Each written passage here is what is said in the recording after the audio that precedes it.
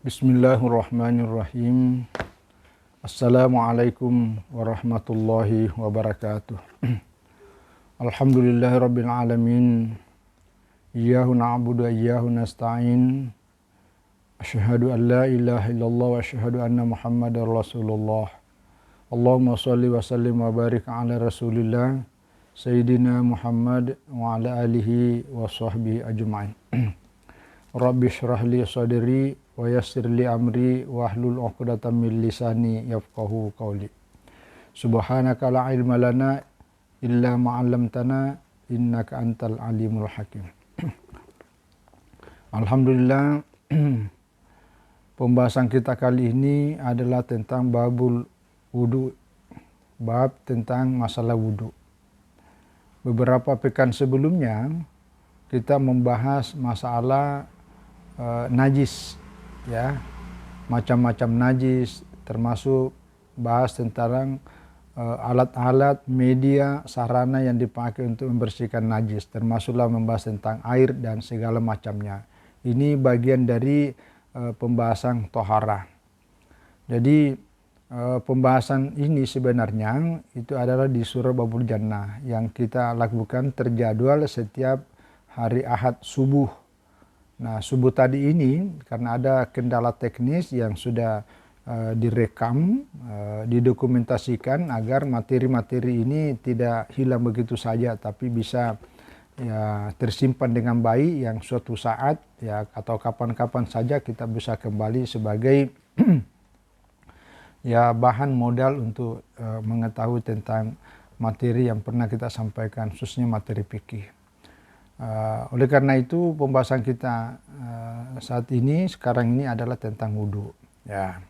Karena kita bicara tentang tohara, artinya membersihkan diri, mensucikan diri dari membersihkan diri, ya, termasuk bersihkan pakaian, bersihkan tempat. Nah, secara khusus membersihkan diri dari satu adalah dari habas. Habas itu artinya najis, khususnya najis yang kita lihat, yang kita sudah bahas.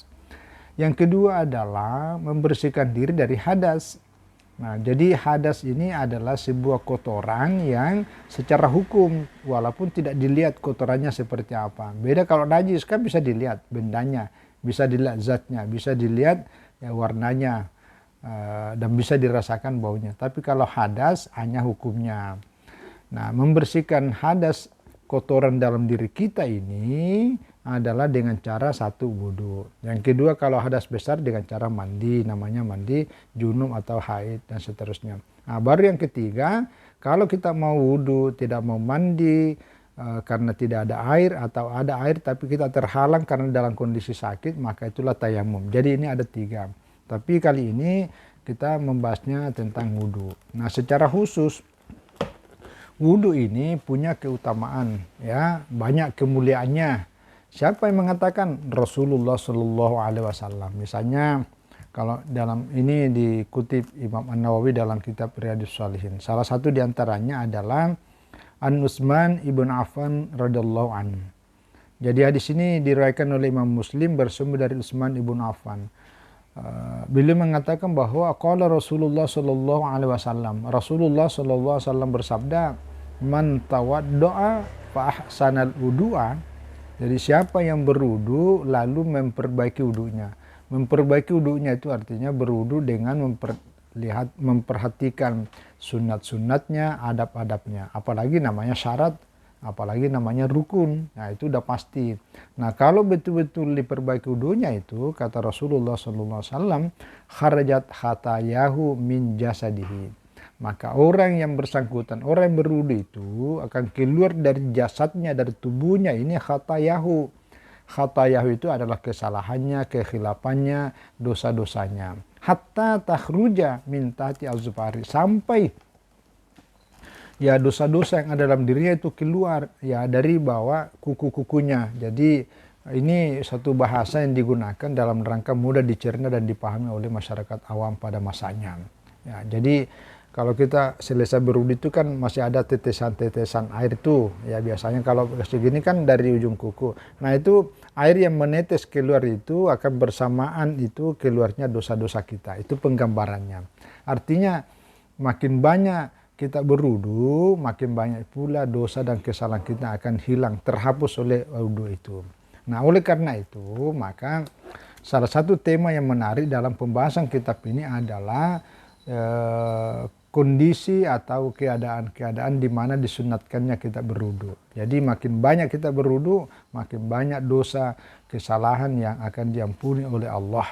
Nah, begitu juga dalam hadis lain bahwa nanti yang membedakan antara umatnya Rasulullah SAW dengan umat Nabi lain itu salah satu kelihatan bisa diukur dilihat dari wudunya. Karena nanti di akhir kala itu ada namanya guran muhajjalin. Jadi dia akan bercahaya dari anggota wudu ini yang ada pada diri kita, nanti dari jarak jauh itu kelihatan cahaya yang memanjang. Maka makin banyak wudhu kita, semakin banyak cahaya juga. Apalagi wudhunya itu jangan pas-pasang, ada sedikit supaya cahayanya makin panjang. Nah, inilah salah satu di antara keutamaan dan kemuliaan secara khusus ada pada wudhu.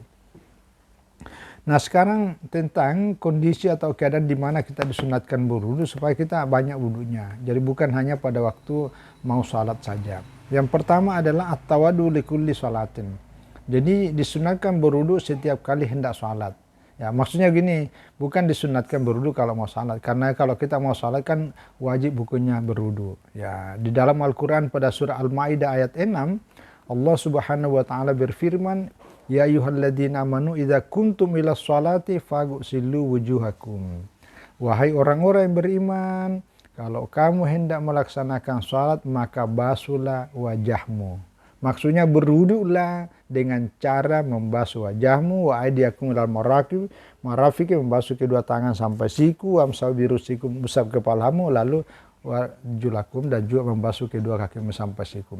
Ini artinya dalil yang dipakai oleh para ulama bahwa ya salat itu tidak akan sah ya kecuali diawali dengan berwudu terlebih dahulu. Jadi wudu itu adalah syarat sahnya salat. Ya, syarat sahnya salat. Lalu dipertegas dalam hadis Nabi yang diriwayatkan oleh Imam Bukhari bersumber dari Abu Hurairah, Rasulullah Shallallahu alaihi wasallam bersabda, "La yaqbalullahu salata ahadikum idza ahdasa hatta yatawaddaa." Allah tidak akan menerima salat seseorang di antara kalian apabila dalam keadaan berhadas hatta yatawadda, sampai dia berwudu. Nah, itu jadi wajib. Nah, tapi yang dimaksud disunatkan ini adalah memperbarui wudu. Artinya orang itu masih dalam keadaan wudu, lalu kemudian masuk waktu salat, maka sebaiknya berwudu lagi. Ya, itu dimaksud dengan at-tawadu likulli salat. Contoh gini, orang pergi salat maghrib.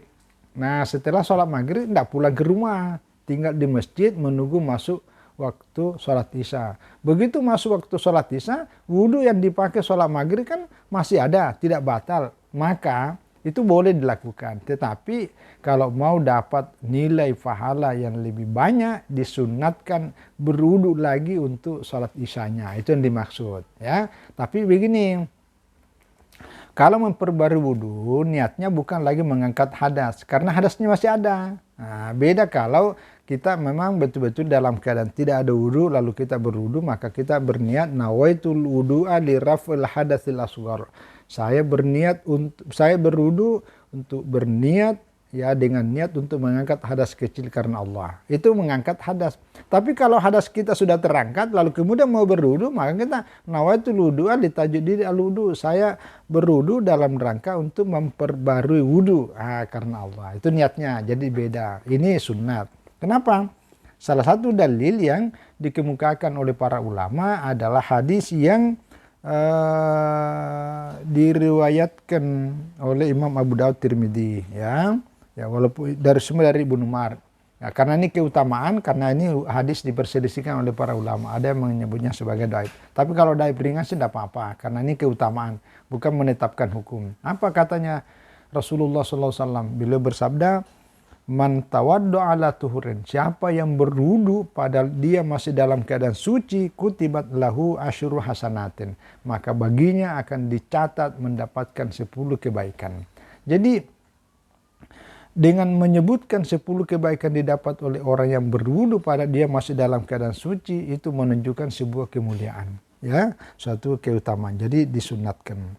Ya, begitu juga dalam hadis lain diriwayatkan Ibnu Majah, diriwayatkan Imam Hakim, Imam Ahmad, Al-Baihaqi dari Sauban. Kata Rasulullah Shallallahu Alaihi Wasallam, istaqimu walan tuhsu. Nah, beristiqomalah, ya, istiqomah, membuat komitmen dan konsekuen di dalam beribadah, memegang agama Allah ini. Ya. Lalu wa'lamu anna khaira a'malikum as-salatu. Ketahuilah bahwa sebaik-baik amalan kamu itu adalah as-salat. Jadi yang terbaik itu dari seluruh ibadah yang lain adalah salat. Itu ya, kalau ada juga hadis sebenarnya, itu Al-Quran sebenarnya yang sering dibaca khatib di atas mimbar ketika di khutbah kedua. Waladikrullahi akbar. Waladzikrullah itu artinya benar-benar zikir Allah. Salah satu tafsirnya itu adalah zikrullah dimaksud itu salat akbar yang lebih besar. Jadi dibandingkan daripada ibadah yang lain, yang paling besar itu nilainya adalah salat. Ya, itu. Jadi waladzikrullah yang dimaksud itu benar-benar zikir Allah, maksudnya salat adalah akbar, itulah yang terbaik. Ya, tapi jangan dibaca panjang. Jadi ada kadang-kadang ya, mungkin karena tidak paham atau gimana lah ya, wala dzikru, itu dipanjangkan la dzikru, itu keliru karena itu artinya tidak ada zikir. Jadi wala dzikru lahnya itu tak benar-benar zikir kepada Allah, maksudnya salat akbar, itu yang terbaik. Nah, itu sama dengan hadis ini. Wa'lamu anna khair a'malikum as-salat, bahwa salat itulah sebaik-baik amalan dan terbaik. Nah, lalu ada kalimat terakhir dari hadis ini bahwa walai yuhafizu 'alal wudu illa mu'minun. Tidak ada seseorang yang mampu menjaga wudunya kecuali orang mukmin. Jadi sebagai tanda orang itu benar-benar mukmin adalah orang yang mampu menjaga wudunya. Termasuk menjaga wudu ketika masih dalam keadaan suci berwudu lagi. Nah, itu maknanya. Yang kedua disunatkan berwudu adalah masul kutubi syar'iyyah min tafsirin wa hadisin wa i'tiqadin wa fiqh wa nahwiha. Jadi ketika kita mau menyentuh, ya ini kan menyentuh namanya nih. Jadi memegang kitab-kitab tafsir, ya memegang kitab-kitab hadis, memegang kitab-kitab fikih, memegang buku-buku akidah, tasawuf, akhlak, dan buku-buku agama lainnya, itu sebaiknya dalam keadaan berwudu. Jangan memegang seperti memegang majalah, memegang koran, memegang yang sama sekali tidak punya berbeda dengan yang lainnya. Jadi supaya berbeda sebagai bagian daripada ta'zim kita, maka itu apalagi begitu membacanya, itu disunatkan berwudu. Ya, al-wudu nurun. Wudu itu adalah cahaya. Wal ilmu nurun, dan ilmu itu juga cahaya. Jadi kalau kita mau mendapatkan belajar tafsir, belajar hadis, belajar fikih, belajar akidah, belajar tauhid, belajar tasawuf dan lain-lainnya, nah ketika membaca bukunya walaupun bertulisan bahasa Indonesia, bahasa Inggris dan apa-apa dan lain-lainnya, ya itu disunahkan kita berwudu, ya jangan dipandang enteng karena itu menyambungkan. Nah, kecuali kalau misalnya menyentuh kitab tafsir, tapi ternyata dalam kitab tafsir itu lebih banyak ayat-ayat Al-Qur'annya dibandingkan daripada tafsirnya, maka bukan lagi disunahkan berwudu, tapi diwajibkan berwudu. Ya, jadi menurut para ulama kalau itu sama dengan Al-Qur'an, ya tidak boleh kalau kita tidak dalam keadaan berwudu. Ya itu ya. Nah, yang ketiga adalah disunatkan linnaumi ala taharatin. Disunatkan kita berwudu ketika mau tidur karena disunatkan kita tidur dalam keadaan suci. Begitu juga waqibal istiqazi minan naumi, ketika kita baru bangun dari tidur kita, maka mubadratan litaras, sebaiknya kita bersegera dalam keadaan suci bersih, dalam keadaan ada air wudu. Itu disunatkan. Nah, ini salah satu dalil yang digunakan dasar oleh para ulama adalah hadis yang diriwayatkan oleh Imam Ahmad, Imam Bukhari, yang bersumber dari Al-Bara bin Azib. Kata Rasulullah Shallallahu Alaihi Wasallam, "Idza ataita madja'aka fatawadda wudu'aka lis-sholati." Apabila kamu mau datang ke tempat pembaringanmu, tempat tidurmu, ya katakanlah ranjang atau masuk kamar tidur, maka falyatawadda, hendaklah kamu berwudu sebagaimana wudu'mu ketika hendak sholat. Nah, itu dasarnya. Jadi itu secara hukum. Tapi dalam secara ilmu spiritualitas, apalagi ilmu tasawuf, memang sebaiknya karena kita dalam keadaan yang namanya tidur dengan mati itu kan saudaranya, saudara kandung. Ya, jadi ketika dalam kondisi begitu, roh kita dalam keadaan suci bersih, maka ini hubungannya ke atas lebih bersih. Maka orang kalau bermimpi, mimpi itu oleh para ulama ada 3 macam. Pertama ada mimpi yang memang karena faktor psikologis. Jadi orang kalau lagi banyak masalahnya, banyak susahnya, itu terbawa ke dalam mimpi. Itu faktor psikologis. Ya, sama dengan ada orang, mohon maaf ya, biasa, enggak tahu lah sekarang masih ada nggak yang judi pakai nomor itu. Nah, itu biasanya karena di pikirannya tuh nomor sampai tertidur dia terbawa dalam mimpi. Begitu juga anak-anak muda, karena dia terbawa nama orang-orang yang selalu dia ada pikirannya, itu namanya secara psikologi. Itu bermimpi karena faktor psikologi. Ada mimpi karena setan. Ya, jadi karena pengaruh setan itu. Kalau ada mimpi yang berlebih-lebihan, dia mengerikan sampai loncat dari ranjangnya, berikan sesuatu, itu dongeng setan itu. Nah, yang ketiga ini mimpi yang indah, yang paling bagus adalah melihat sesuatu keajaiban Allah. Nah, itu mimpi seperti itu tingkat kebenarannya bisa diterima. Nah, maka dalam sebuah hadis bahwa mimpi itu 1/1/46 dari wahyu. Jadi cara Allah memberi informasi kepada hambanya salah satunya itu melalui mimpi. Tapi mimpi yang dalam tidurnya kondisinya lagi sedang dalam keadaan suci. Inilah yang diperhatikan para ulama, khususnya ulama-ulama tasawuf. Itu pentingnya.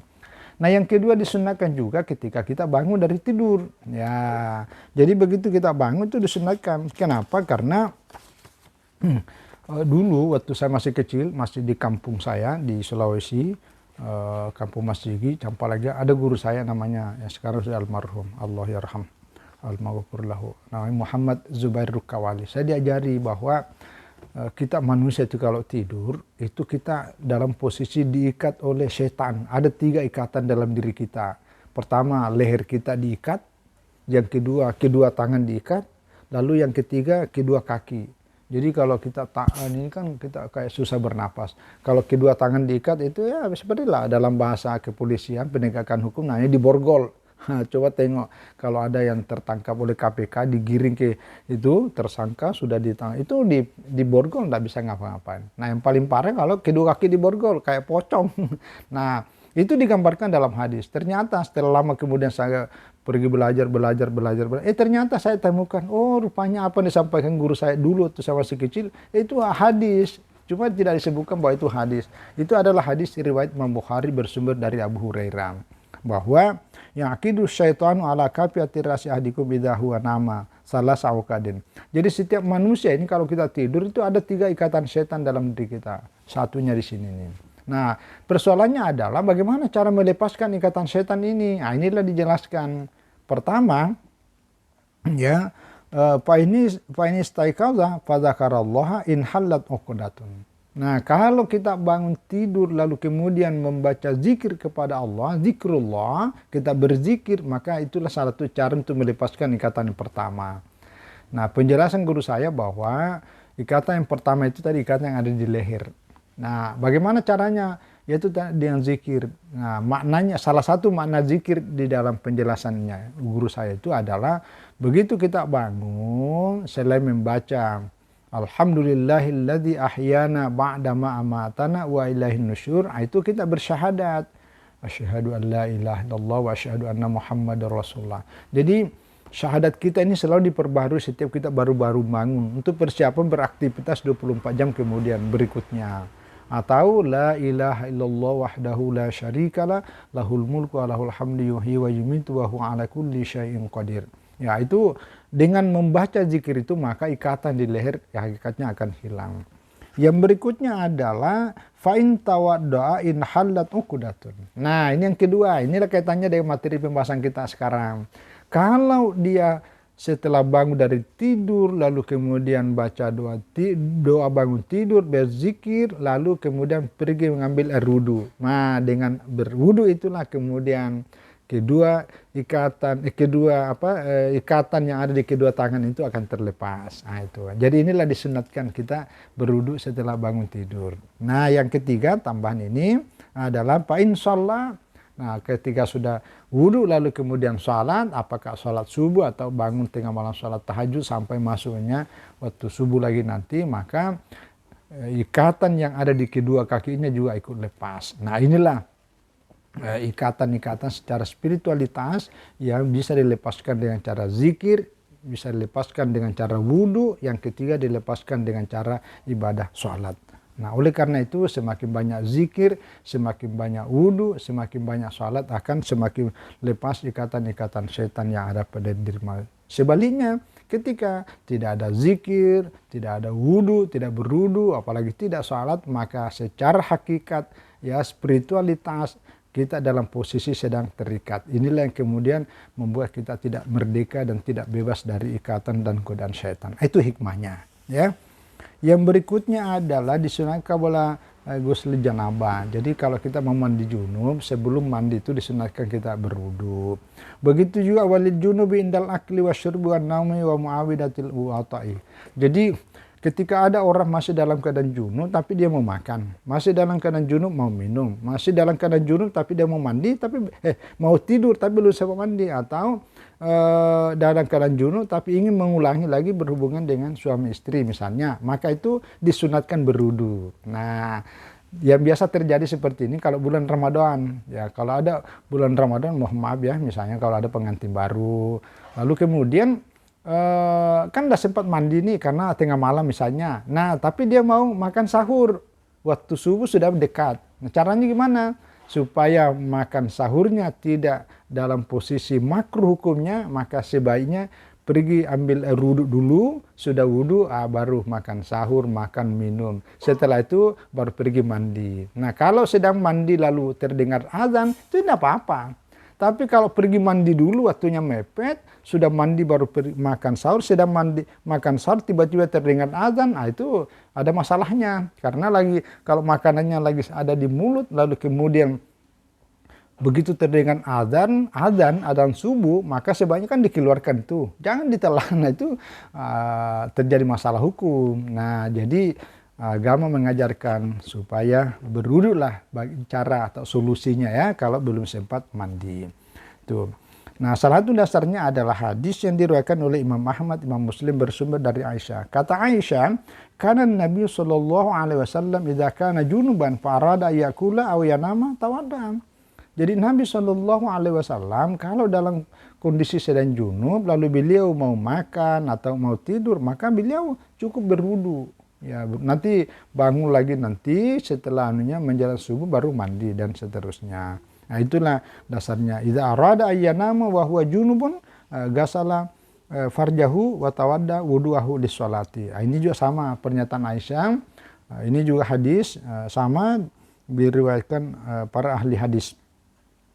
Ya, kitab-kitab Sunan Abu Daud, Tirmidzi dan seterusnya, bahwa Rasulullah Sallallahu Alaihi Wasallam apabila beliau mau tidur padahal beliau masih dalam keadaan junub, maka beliau cukup membersihkan ya, mencuci alat kemaluan beliau lalu kemudian berwudu sebagaimana wudunya ketika sholat. Jadi sekali lagi itu disunahkan wudu. Yang berikutnya disunahkan berwudu adalah ba'da sarwatil ghadab. Ya, ketika orang itu sudah marah. Jadi mungkin sudah bertengkar, emosi yang berlebihan, itu sampai marah. Nah, kalau sudah itu sebaiknya disunatkan berwudu, ya, berwudu. Karena li'anna wudu yutfihu, karena dengan berwudu itulah kemudian bisa memadamkan api kemarahannya itu. Karena ya dalam hadis diriwayatkan oleh ya Imam Ahmad, termasuk Imam Abu Daud. Ya, kata Rasulullah Shallallahu Alaihi Wasallam, innal ghadaba minasyaitani. Ya, sesungguhnya rasa amarah itu hakikatnya bersumber dari syaitan. Wa inna syaitana khuliqa minan nar. Karena syaitan itu diciptakan dari api. Wa inna ma tutupawan naru bil ma'i. Sementara api itu hanya bisa dipadamkan dengan cara disiram air. Oleh karena itu, faiza ghadiba ahadukum falyatawadda. Maka apabila ada salah seorang di antara kalian marah, emosi, maka falyatawadda, maka sebaiknya lah berwudu. Itu bagian dari tips yang mengendalikan amarah yang begitu membesar, memuncak, apalagi berlebih-lebihan. Itu cara meredamnya. Nanti kalau dalam ilmu-ilmu psikologi agama itu menjelaskan lebih lanjut. Kalau itu pun, nah biasanya kita akan berdiri berjalan. Kalau paling tidak, kalau tidak bisa pergi tidur. Tapi cara yang paling efektif ini karena ini ibadah, yaitu adalah berwudu. Air itu sangat logis, ya karena tadi itu bersumber dari api. Api itulah bisa dipadamkan dengan cara air wudu. Ya, kalau dulu masih kecil, kalau tidak berwudu, orang tua itu ngambil air, masukkan dalam mulutnya dikumur-kumur, disiram, itu langsung berhenti, langsung berhenti. Nah, itu berikut ya. Lanjutannya wali qiraatil Qur'ani wa dirahatil hadis wa riwayatihi wa mutala'ati kutubil ilmi syar'i. Nah, termasuk ketika kita ingin membaca Al-Quran, jadi tidak menyentuh Al-Quran, atau mungkin para penghafal ya, karena tidak menyentuh Al-Quran tapi membaca ayatnya, itu disunahkan berwudu. Begitu juga mengkaji hadis, begitu yang meriwayatkan hadis. Dulu para ulama di samping belajar dan mempelajari hadis juga meriwayatkan. Jadi menerima dan menyampaikan hadis, itu namanya meriwayatkan hadis. Ya, itu disunahkan dalam keadaan berwudu. Begitu juga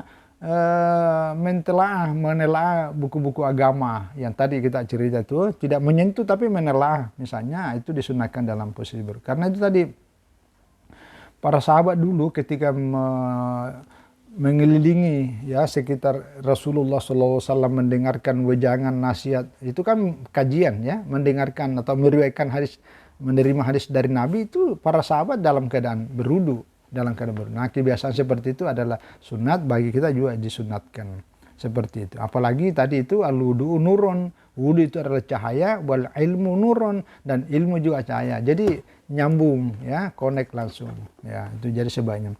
Begitu juga lil adani wal iqamah, disunatkan juga berwudu ketika ada orang mau adzan ya. Jadi para tukang muadzin sebaiknya selalu standby ya, sebelum masuk waktu sudah berwudu dulu, begitu masuk waktu adzan. Jadi beradzan mengumandangkan adzan dalam keadaan ada air wudu. Begitu juga mau iqamat ya, termasuk wa ziyaratin Nabi sallallahu alaihi wasallam, ziarah ke makam Rasulullah ya. Kalau dalam mazhab Syafi'i, kalau ini kan mazhab Abu Hanifah ini bukan hanya makam Rasulullah sallallahu alaihi wasallam, makam kuburan secara umum, kuburan orang tua, kuburan keluarga, kuburan para ulama, para wali, para salihin, dan seterusnya. Itu kalau pergi ziarah disunahkan dalam keadaan ada air wudu ya, karena nanti di sana kita kan baca ayat-ayat Al-Quran, baca bacaan tertentu, berdoa ya. Karena dalam mazhab Syafi'i itu dalam berdoa, berzikir, bersalawat, istighfar, itu sebaiknya dalam keadaan ada wudu.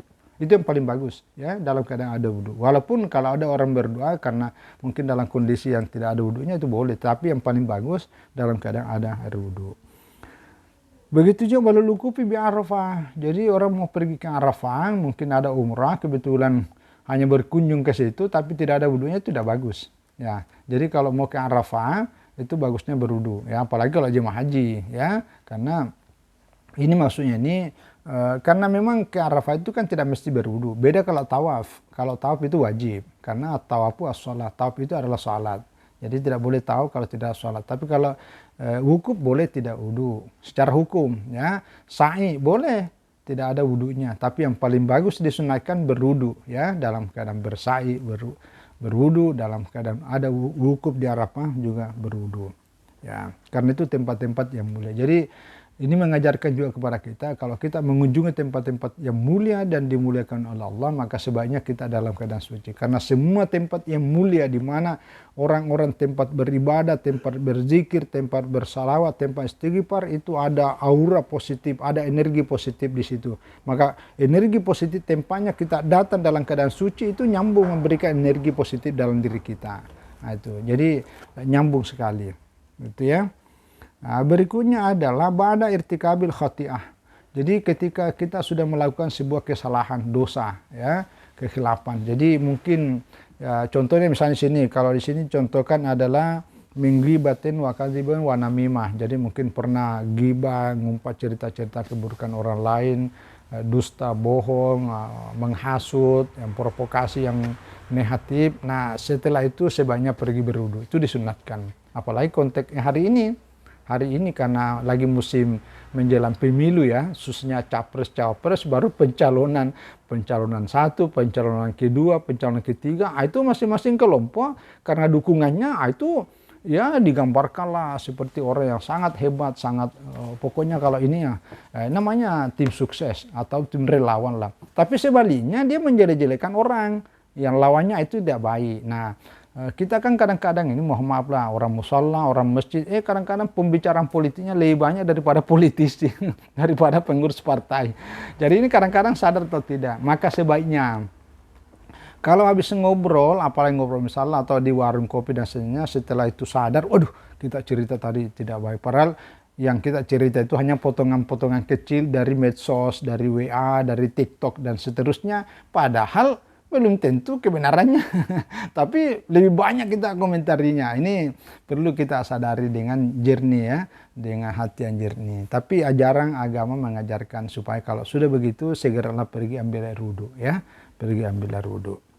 Ya, itu disunatkan ya, karena wudhu itu tadi bisa meminimalisir bahkan menghapus dosa-dosa yang lalu. Nah, salah satu dalil yang dipakai oleh para ulama adalah hadis yang diriwayatkan oleh Imam Muslim, Tirmidzi, Nasai, Ibnu Majah dari Abu Hurairah.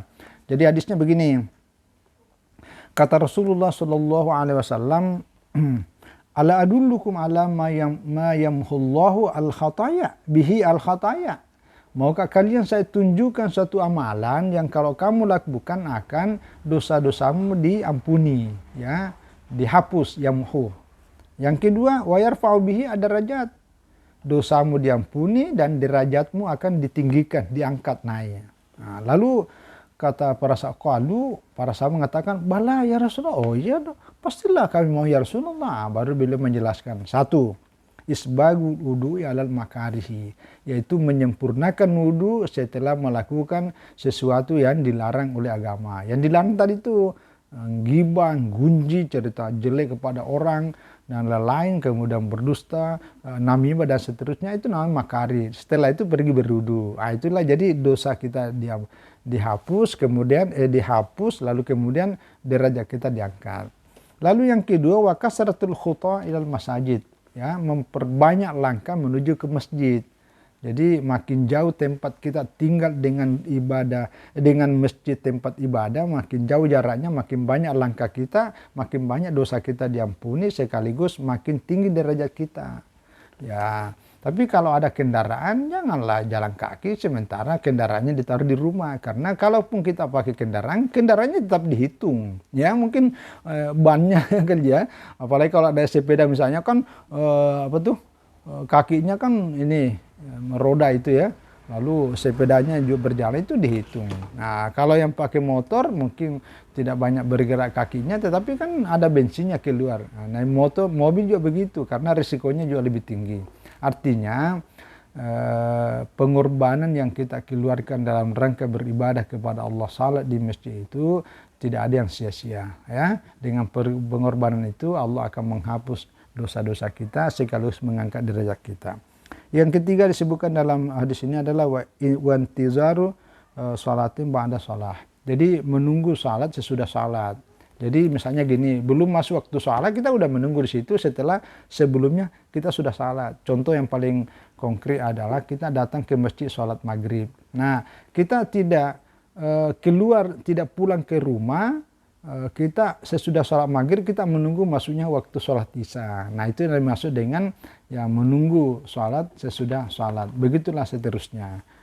Inilah tiga yang disebutkan oleh Rasulullah dalam hadis ini, yang salah satunya adalah isbagul wudu'i alal makarihi. Kita berwudu setelah melakukan satu dosa atau pelanggaran dalam agama.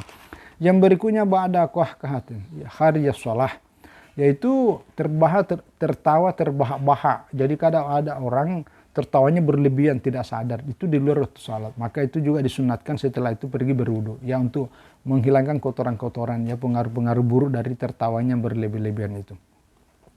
Yang berikutnya ba'da ghusli mayyitin wa hamli. Jadi sesudah memandikan jenazah dan sesudah membawa jenazah, mengantar jenazah, itu disunatkan kita berwudu.